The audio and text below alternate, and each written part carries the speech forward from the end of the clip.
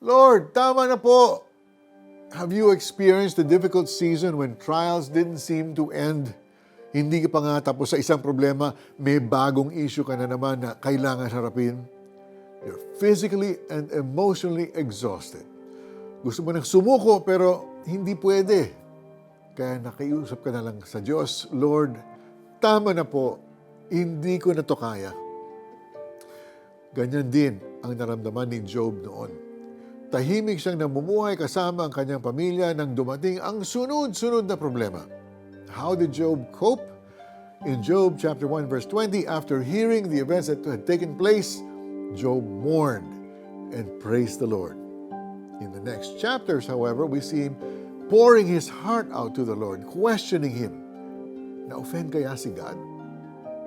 It's okay to ask him, to seek answers, and to express ourselves. He understands the pain and the questions people throw at him, especially when life is hard.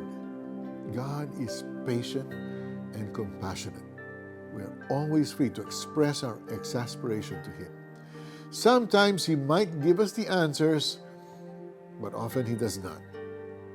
Like what we can learn in the case of Job, God does not owe anyone an explanation, but he reminds us of his sovereignty, his power, and his wisdom. No one, kapatid, is exempt from experiencing trials in life.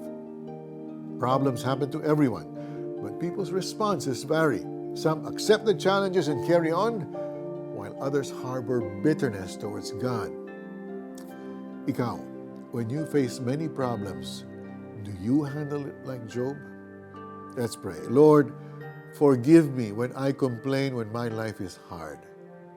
Lord, open my eyes to see your purpose in my pain. Remind me that you are working out everything in my life for my good. And I know you are with me in every difficult season and will never leave me. In Jesus' name I pray. Amen. Reflect on the simple blessings you receive despite the challenging season in your life. Thank God for the grace that sustains you. Kaya ako'y hindi mapipigil na magbuka nitong bibig upang ibulalas ang pait sa loob ng aking dibdib. Job 7 verse 11. Ako po si Mari Caimo. We'll see you next time. God bless you.